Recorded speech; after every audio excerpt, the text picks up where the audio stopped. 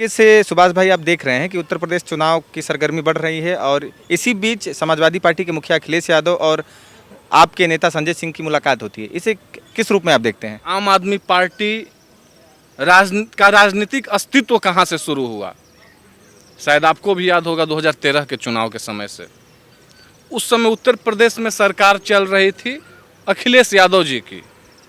आपको ये भी याद होगा कि जो अखिलेश यादव जी का शासनकाल था उसमें उनके पार्टी के एक नेता थे, मंत्री भी थे, राजा भैया, उन पर प्रतापगढ़ के उस समय के तत्कालीन सीईओ जियाउल हक के हत्या का आरोप लगा था, जो कि बाद में सीबीआई ने उनको क्लीन चिट दे दिया था।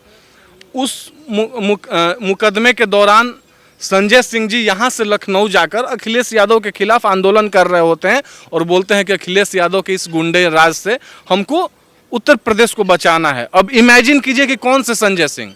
सुल्तानपुर का वो टिकट ब्लैकियर जिसने अपने जमीर को उस समय ही बेच दिया था जब चंद पैसों के लालच में वो टिकट का ब्लैकिंग करता था। और उतना ही नहीं, मैं आपको एक और बात आपके कैमरा के माध्यम से बताने जाता हूं कि इंसान का नेचर और कैरेक्टर कभी नहीं बदलता है। दिल्ली का भी जो चुनाव हुआ, यहाँ पर भी सेम वही कार्य, अंतर इतना रह गया कि संजय सिंह पहले सुल्तानपुर के सिनेमा हॉल में टिकट ब्लैकिंग करने का कार्य करते थे और दिल्ली चुनाव में यहाँ के विधानसभा के कैंडिडेट्स के टिकट का ब्लैकिंग, मतलब टिकट का खरीद फरोख्त करने का उन्होंने काम किया। दूसरी तरफ अखिलेश यादव जी को देख लीजिए। अगर गुंडई के प्रकाष्ठा को, माफिया राज के प्रकाष्ठा को किसी के सरकार में सबसे ज़्यादा पार किया गया, अगर सरकारी सेवकों से, चाहे वो एडमिनिस्ट्रेटिव सर्विस में पुलिस के लोग हों या आईएएस लोग हों, आपको दुर्गा शक्ति नागपाल का केस याद होगा जब मैं ये चर्चा कर रहा हूं, तो अगर सबसे ज़्यादा किसी को जलील होना पड़ा तो अखिलेश यादव जी का 2012 से 2017 का काल था। आपको गायत्री प्रजापति का भी केस याद होगा, कैसे एक बलात्कारी मंत्री को मुलायम सिंह यादव के यहाँ संरक्षण दिया जाता है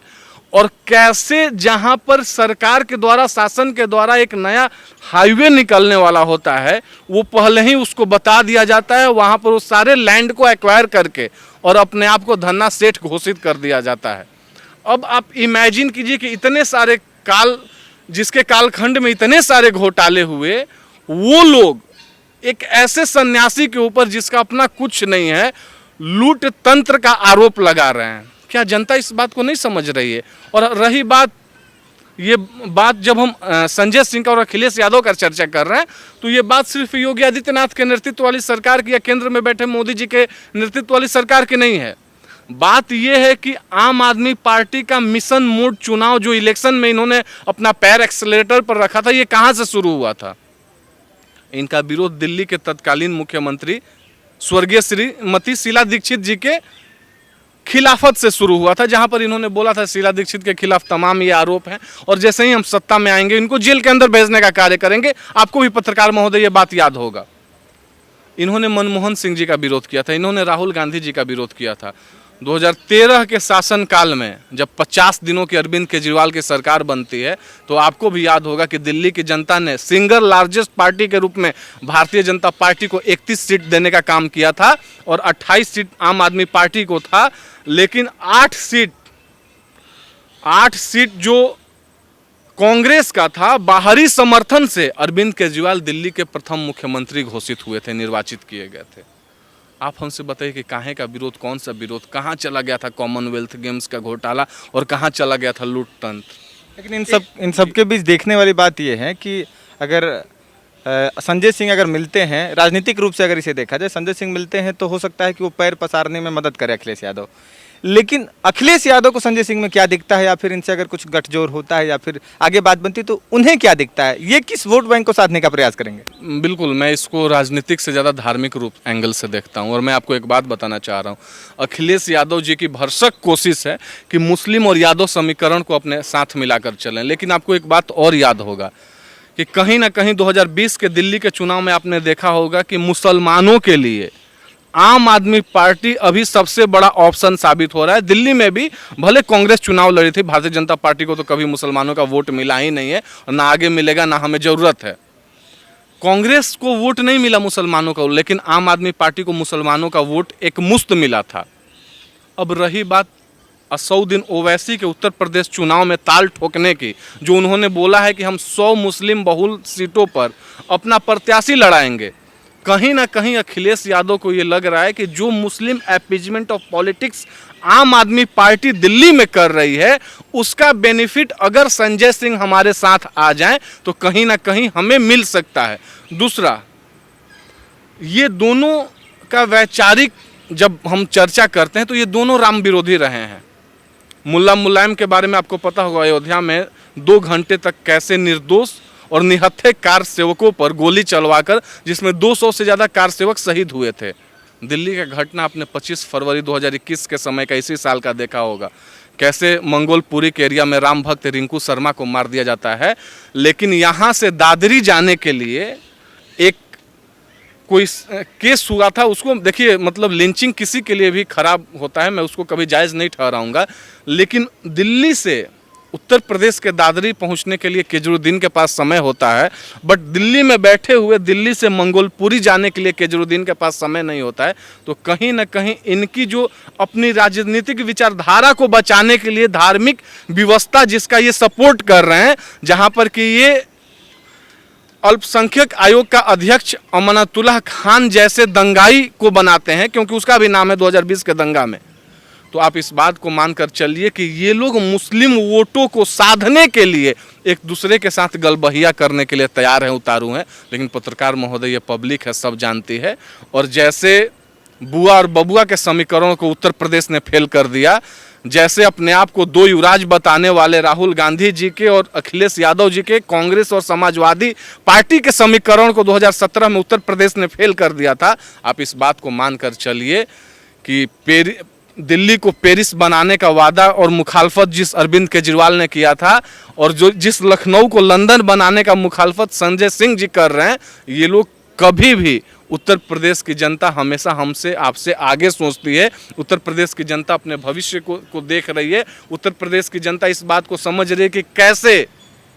जहां पर 1 लाख से ज़्यादा जगहों पर सिर्फ गड्ढा था सड़कों पर, आज उत्तर प्रदेश में एक साथ विकास की ऐसी गंगा बह रही है, जहां पर पूर्वांचल एक्सप्रेसवे से लेकर चाहे तमाम एक्सप्रेसवे हो, या मेडिकल कॉलेजेज हो, या इंजीनियरिंग कॉलेजेज हो, या यूनिवर्सिटीज हो, या रोजगार का मामला हो, चाहे सरकारी रोजगार का मामला हो या प्राइवेट रोजगार का मामला हो। प्राइवेट रोजगार का मामला मैं इसलिए बता रहा हूँ क्योंकि अभी आपने हाल फिलहाल देखा होगा कि सैमसंग जैसी कंपनी चाइना में, जिसका पहले सिर्फ उत्तर प्रदेश में स्टोर हुआ करता था, लेकिन अपना प्लांट चाइना के बीजिंग से उठाकर आपके गौतम बुद्ध नगर के नोएडा में शिफ्ट करने जा रही है। जेवर एयरपोर्ट आपने देखा। अयोध्या को आध्यात्मिक नगरी बनाने के लिए अभी हाल फिलहाल प्रधानमंत्री जी ने 20,000 करोड़ रुपया दिया है। किसी जगह को जब आप आध्यात्मिक नगरी बनाते हैं तो सिर्फ बेरोजगारी का रोना रोने वाले लोगों को मैं बताना चाहूँगा कि सिर्फ ये एक शहर को नहीं विकसित करता है, वहाँ पर रोजगार के तमाम अवसर खुल जाते हैं। वहाँ का लैंड महंगा होता है, जब वहाँ का लैंड महंगा होता है तो वहाँ पर ऐसे लोग जो अपनी ज़िंदगी गरीबी रेखा के नीचे जी रहे हैं, अचानक उनके पास इतने, जो आज सीमित संसाधन में अपनी ज़िंदगी जी रहे हैं, अचानक उनके पास इतना सब कुछ हो जाता है कि वो अपने ज़िंदगी को अपने जैसे चाहें उस डायरेक्शन में लेकर जा सकते हैं। आप काशी कॉरिडोर से लेकर पूरे बनारस का, चूँकि आप भी हमारे शहर के रहने वाले हैं और हम लोग बनारस के, काशी के पड़ोसी हैं, आपने भी देखा था 2017 से पहले बनारस की क्या स्थिति थी। लंका से बाबतपुर एयरपोर्ट जाने में 2 घंटे से ज़्यादा समय लगता था। एक बंदा कोई बेंगलोर से चलकर बनारस आता था, उसकी फ़्लाइट 2.5 घंटे में बेंगलोर से बनारस उतार देती थी, लेकिन उसको बनारस से लंका पहुंचने में 2 घंटे से ज़्यादा का समय लगता था, आज 30 मिनट समय लगता है। कहीं ना कहीं हर एक कार्य जो हो रहा है, एक्सप्रेसवे का मैंने आपसे चर्चा किया ही, जेवर जैसे 5 इंटरनेशनल एयरपोर्ट बन रहे हैं, नोएडा में फिल्म सिटी का निर्माण चल रहा है। कानून का प्रदेश तो ऐसा उत्तर प्रदेश में है जहां पर माफिया और गुंडा बोलते हैं कि हमको जेल से बाहर मत निकलने दो क्योंकि हम जेल में ज़्यादा सुरक्षित हैं, अगर बाहर निकलकर हम अपने आदत से बाज नहीं आए तो यहाँ की सरकार सीधे हमको ऊपर पहुँचा देगी। अब आप इमेजिन कीजिए कि जहाँ पर हर एक तरह का ऐसा कार्य चल रहा हो, जहाँ का एक नेता, जहाँ का एक मुख्यमंत्री दिन रात सिर्फ इसीलिए लगा हुआ हो कि हमको उत्तर प्रदेश को उत्तम प्रदेश बनाना है। जो अपने अंतिम अभिभाषण में, आपको याद होगा योगी आदित्यनाथ जी ने, जब वो गोरखपुर से सांसद हुआ करते थे तो 2017 में सीएम निर्वाचित होने के बाद उनका जब अंतिम अभिभाषण था एज अ एमपी, उन्होंने इस बात को बोला था कि 2022 के समय जब कोई उत्तर प्रदेश आएगा और मैं इनविटेशन दूंगा, मैं लोगों को लेकर जाऊंगा और मैं दिखाऊंगा कि मैंने क्या उत्तर प्रदेश में बदलाव लाया है। जो बात उन्होंने 2017 में बोला था, आज 2022 के चुनाव से पहले वो सारी बातें कोविड काल के पैंडेमिक के एमिड में भी कहीं ना कहीं चरितार्थ होते देख रही है। और जब मैं कोविड काल का चर्चा कर रहा हूं तो मैं फिर आपसे बताऊंगा, कोरोना सिर्फ भारत के लिए नहीं, पूरे ग्लोबल लेवल पर सबके लिए एक चैलेंज के रूप में था। आपने प्रधानमंत्री को देखा, अभी हाल फिलहाल जो रेटिंग आई थी, नरेंद्र मोदी सबसे ज़्यादा विश्वास करने वाले नेता बने थे 66% वोट्स के साथ। अब हम चर्चा कर लेते हैं भारत के अंदर का। भारत में आपने क्या देखा, सबसे ज़्यादा अगर पॉपुलेशन वाइज कोई